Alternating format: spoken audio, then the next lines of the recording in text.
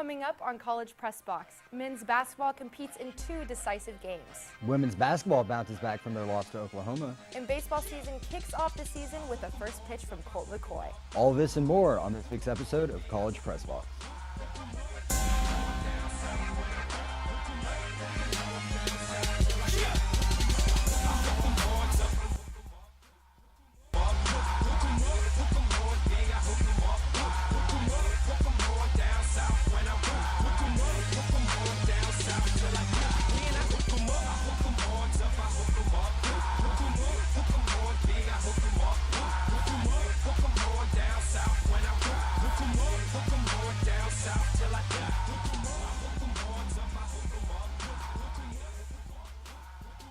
Good evening and welcome to tonight's episode of College Press Box. I'm Jessica Robinson and with me tonight is Jordan Sanchez. Jordan, it's great to have you with me this evening. How are you doing? I'm doing great, Jessica. I'm really excited to kick off this episode of Press Box. I'm glad that you're here with me. So let's get started. Texas had a busy sports weekend. Jordan, what all did you get to watch? Unfortunately, I wasn't able to make it out to get baseball diamond, but I was at the Irwin Center to catch the men's and women's basketball game. Well, speaking of basketball, let's head over to the Frank Irwin Center. Number 24 men's basketball defeated number 10 West Virginia in Austin last Tuesday with Isaiah Taylor scoring a game high of 23 points. Let's check out the highlights.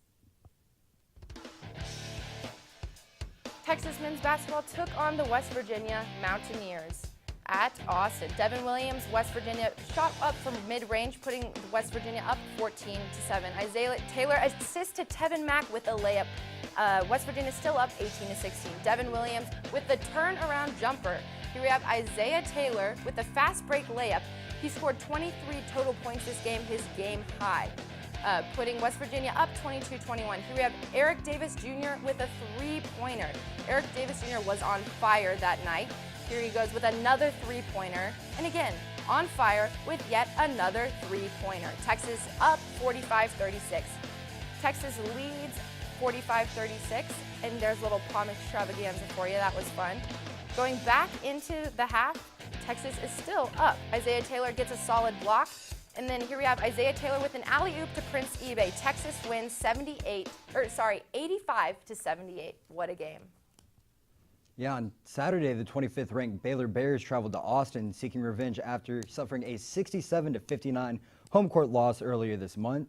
In revenge, they sought, defeating Shaka Smart's crew 78-64. Let's head on down to the Irwin Center for the highlights. Jonathan Motley stealing Javon Flicks's pass as Baylor heads down into transition. Wainwright will find Motley for a jumper as Baylor goes up 4-0 right here. Felix will get another pass stolen, this time by Tureen Prince. Prince rises for the two-handed banger. Baylor goes up 6-0. Lambert with a nice one-handed hook cuts the lead down to 6. How about this guy, Shaquille Clare, coming off of the bench. He would have a career high in this game, scoring 14 points as he hits the turnaround jumper. Isaiah Taylor will go on to find Connor Lambert underneath the basket. Lambert with the power dribble, squeaking by Baylor's defense. This time, Taylor doing it on his own, spinning into a nice little floater. Texas is down 44-26. Lambert finding Clare again down in the post. Clare saw the court for 27 minutes in this one because Prince Ebay found himself on the bench due to foul trouble, and boy, did he make his presence known down in the post. Felix would go on in this next play to find Connor Lambert for 3. Big man would swish it. Unfortunately, though, it wasn't enough as Texas trailed, and they lost by a final score of 78-64. College Press Box's Matthew Adams was at the game to give you a behind-the-scenes look. Texas fans can be mad at the refs, but the Longhorns realized their issues on offense and against Baylor's zone defense was what led to a defeat. I don't necessarily think it was more active. I just think that we weren't as aggressive. I don't think that we were aggressive tonight. We didn't attack. I think the first time we played them, we got into gaps, attacked, kicked out the open shooters. We got a lot of wide open shots, a lot of shots that we won, a lot of layups. I think we took a lot of tough shots today. We got to the end of the shot clock and forced us up to take a tough and difficult shot.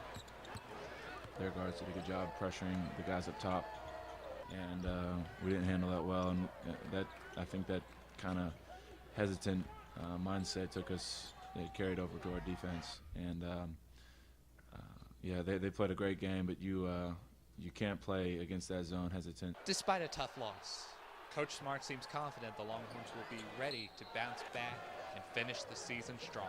I know this. Feeling sorry for yourself, that's not the formula. So we're going to have to respond better. We're going to have to defend with more urgency and want to. And we can. And I believe we will. But that's why you play the games. Texas is saying the right things about needing to be more aggressive, but they must put this to action with 4 Big 12 conference games remaining. From the Frank Irwin Center, I'm Matthew Adams, College Press Box. Men's basketball was playing smart until their recent losses. It seems that each time they lose a key game, it's just by a few points. So what happened versus Baylor? Now, that was not the case against Baylor in Austin on Sunday. The Horns left Frank Irwin Center losing 64-78. The last matchup against Baylor, the Horns won 67-59 in Waco. So, Jordan, what do you think the difference was between these two games, and what do you think was the cause of this home court loss? Well, you look at this game, and I think Texas got into foul trouble way too early. Isaiah Taylor, Javon Felix, Prince Ebay, Curran Roach Jr., and DeMarcus Hollins all found themselves with 2 fouls at halftime. That forced Texas to play small. Baylor utilized it as they scored 50 points in the paint. 50 points. That is a great point, Jordan. Foul trouble is a big deciding factor. You never know which foul in the beginning will be the cause of another free throw. You never know. Every shot matters. So for men's basketball, 15 days remain until the Big 12 tournament. 17-10 overall with an 8-6 conference record. Texas seems pretty average. So Jordan, how do you think the Horns will fare in the Big 12 tournament? I think Texas can contend, but it's not going to be easy. They're going to have to show up every game with that same mentality that they played with against West Virginia. They can't afford to have an off game. This conference is way, way too competitive for that. Definitely. Good point. And any team can win on any given day, and Texas has definitely showed that with big wins over UNC, Stanford, Vanderbilt. This conference win is for anyone who wants it bad enough, though, and I think that could be Texas. Only time will tell. Absolutely, Jessica. One thing for certain, though, is that this will be a very entertaining conference tournament. Don't go anywhere. Coming up after the break, we're talking Texas women's success on the hardwood. You're watching College Press Box.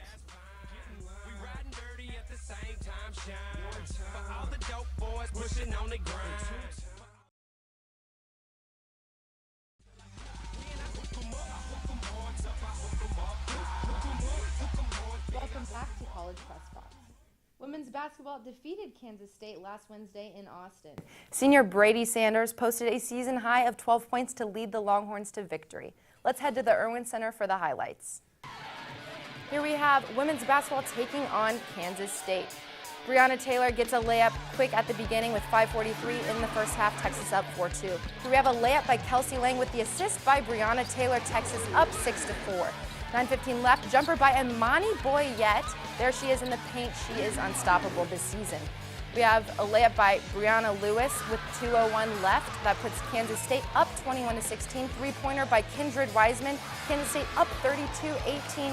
Fast break jumper by favorite number 10, Brooke McCarty. Kansas State still up 32-22. However, in the end, a three-pointer by Selena Rodrigo pulls out the Texas win 58-51. Following a close victory to Kansas State, Texas dominated West Virginia on Sunday, defeating the Mountaineers by a score of 73-50. We've got the highlights for you right here. Mountaineers of West Virginia paid a visit to Austin on Sunday. Brooke McCarty got the Horns off to a hot start as she nails the three. Imani Boyette would have 3 blocks in this one of them coming right here. She tells China Ray, "No, ma'am, not in my house."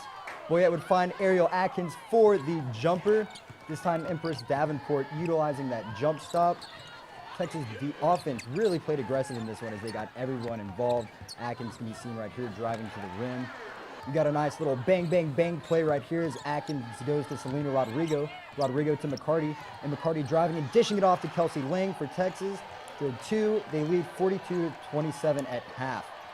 Not the same story for West Virginia, though, as they really struggled offensively, shooting just 35% from the field.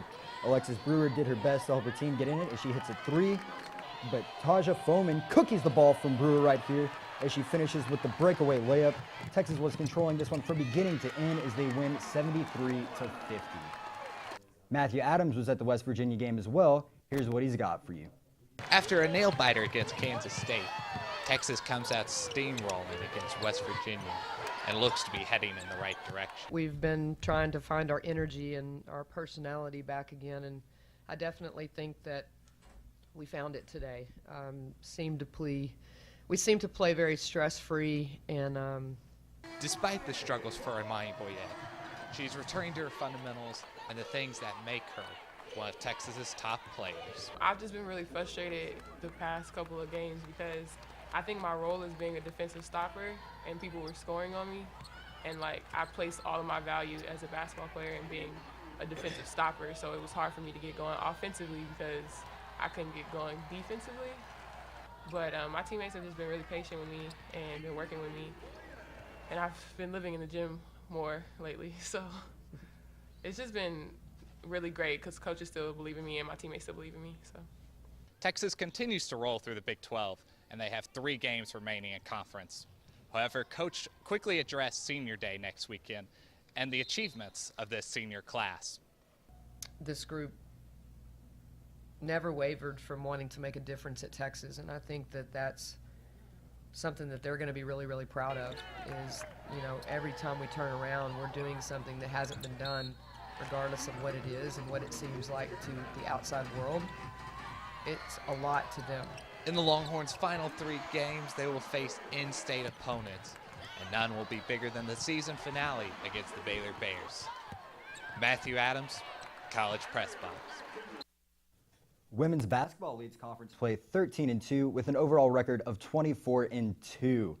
With the Horns' wins this past week, what do you think they did to rebound from the 76-54 loss to Oklahoma?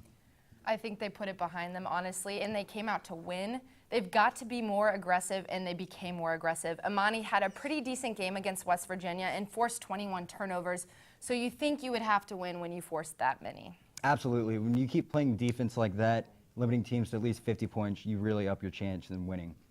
With Texas Tech, TCU, and Baylor left in the regular season, can you think of any last-minute improvements for this Texas squad? Just don't be soft. It's all about aggression at this point. It comes down to who wants it more, and I think that's how Texas has been playing this whole season. Absolutely. Defense does win championships. Stay right here. We're going to talk about baseball coming up, see how the Horns fared in opening weekend. Don't go anywhere. You're watching College Press Box.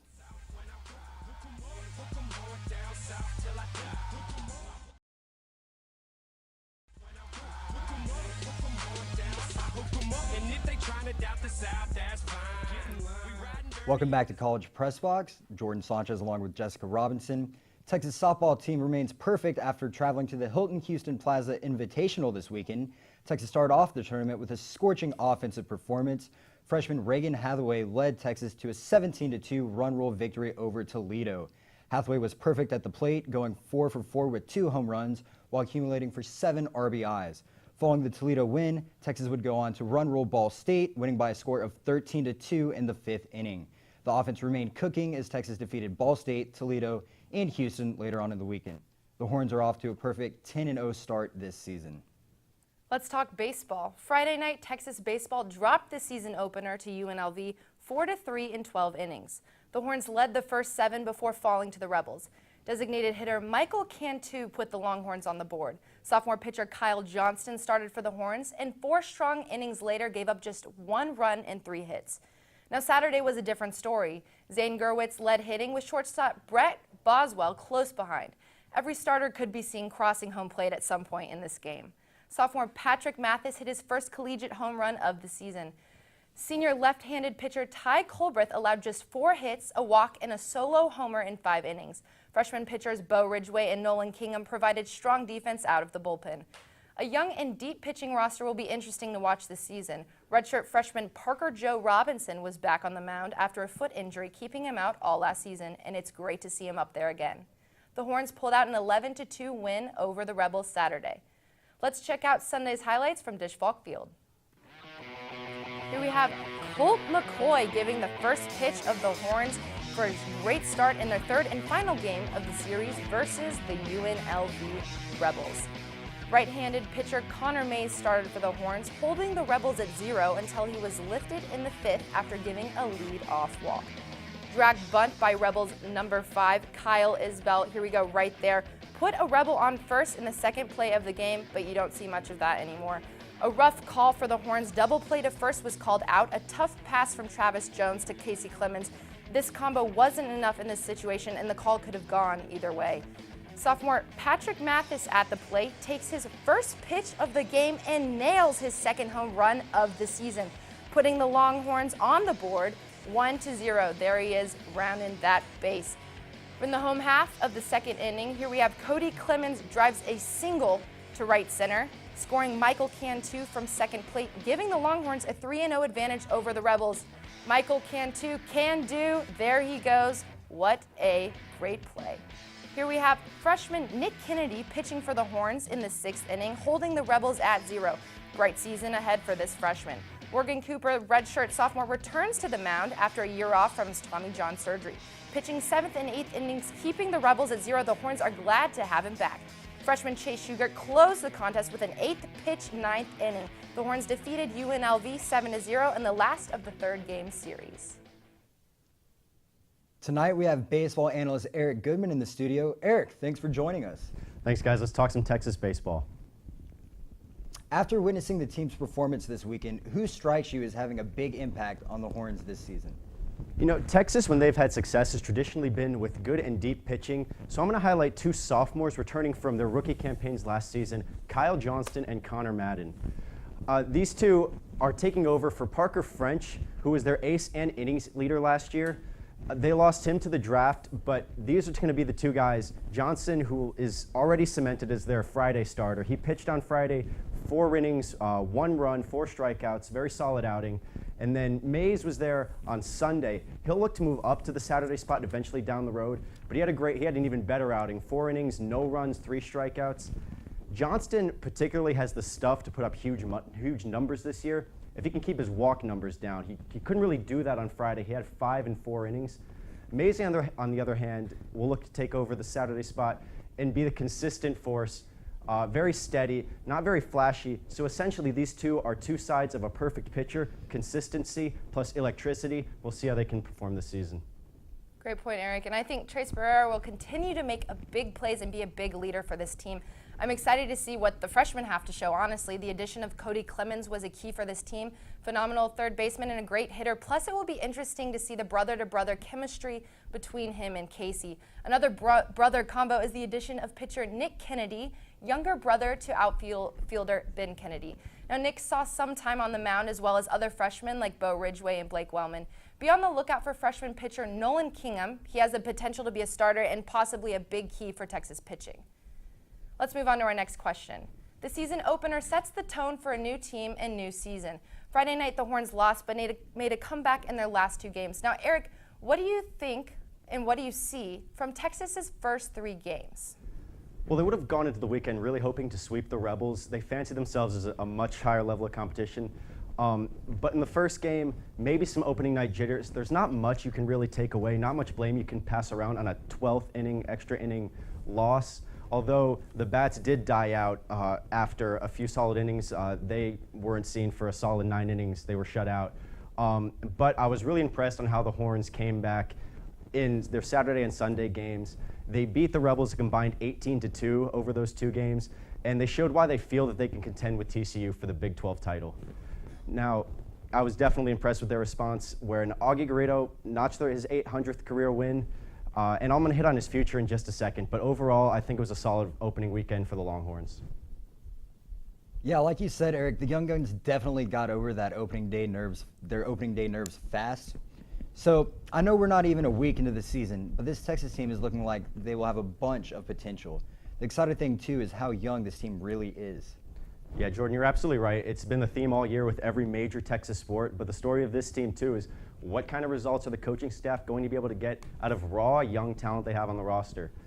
They're in a great place to build off last year's Big 12 tournament title. That was unexpected, and they love this year to make some noise in Omaha. Now we can talk about the godfather of all things Texas baseball. There's a lot of people who feel like this will be Coach Garrido's farewell season, and if it is, he's had an incredible career, 5 decades of coaching baseball, over 800 wins, 5 championships, 3 here in Austin, so there's not much left for him to do. But personally, I have a funny feeling that when next season rolls around and this year's young roster gets another year under their belt, he's not going to be able to resist giving it one last push for a sixth title. Great point, Eric. And this team has the potential to come back from the regional loss and advance to Omaha this year. It is a young team, definitely, like you emphasized, definitely young team, but great leadership from Trace and a deep pitching roster stocked with talent plus Gerwitz, Boswell, Mathis, and Cantu for hitting. Texas is a team to watch out for with the potential to go pretty deep in the tournament. That does it for baseball. Eric, thanks for joining us on the set. Thanks, guys. Don't go anywhere as we talk about what UT has coming up this week in other sports. You're watching College Press Box.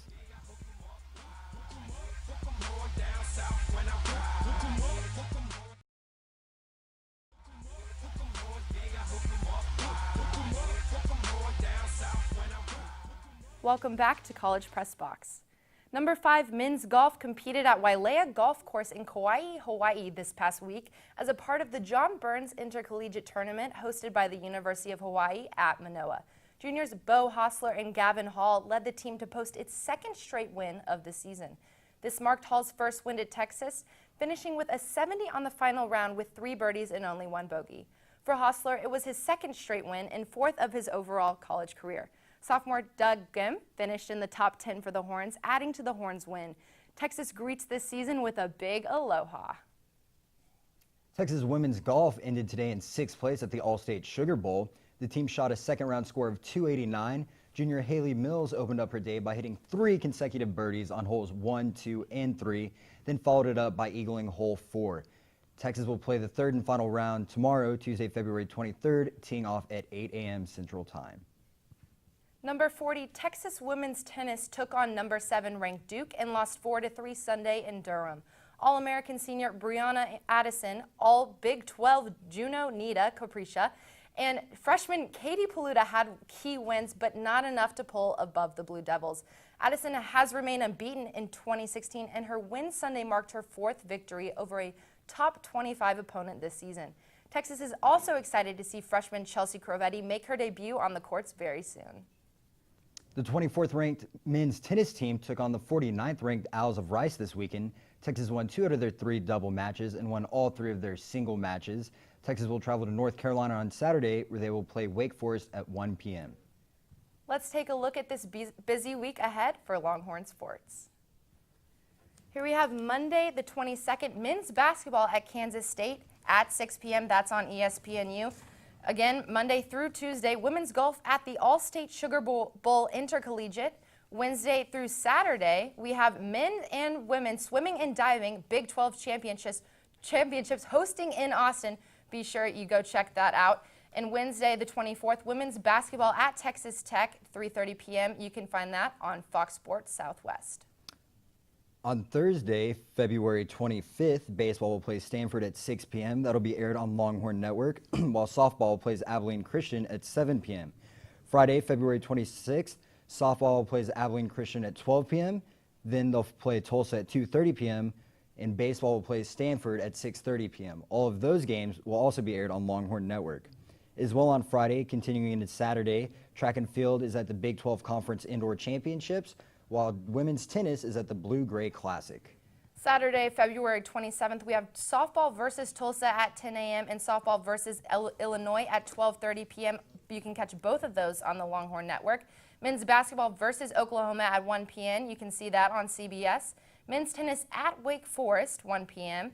Baseball versus Stanford at 3:30 p.m. on the Longhorn Network, and women's basketball versus TCU at 7 p.m. You can catch that on the Longhorn Network as well for Senior Day. Sunday the 28th, we have softball versus Weber State at 10 a.m. and baseball versus Stanford at 12 p.m. You can catch both of those on the Longhorn Network. Texas baseball head coach Augie Garrido celebrated his 800th win at Texas Saturday against UNLV. He has coached at Texas since 1997. What a long time and great career. Highlights include 15 trips to the College World Series, 8 of which being at Texas. Yeah, what a true living legend when you talk about Coach Garrido. And, you know, it doesn't matter how old you are. Whenever you hear Texas baseball, how can you not think of him? Definitely.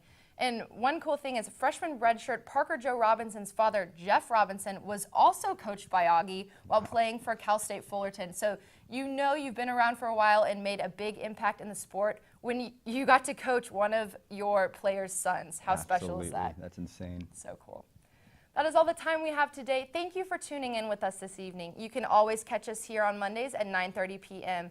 Be sure to follow us on Twitter at College Press Box to get the latest updates on all Longhorn sports. Also, for some of the best sports debates on the 40 Acres, be sure to catch our sister show, College Crossfire Wednesdays at 9. You can follow them on Twitter at College X Fire. From all of us in Master Control, the studio, Jordan and myself, thank you for watching the best student sports show on the 40 Acres. Have a great night.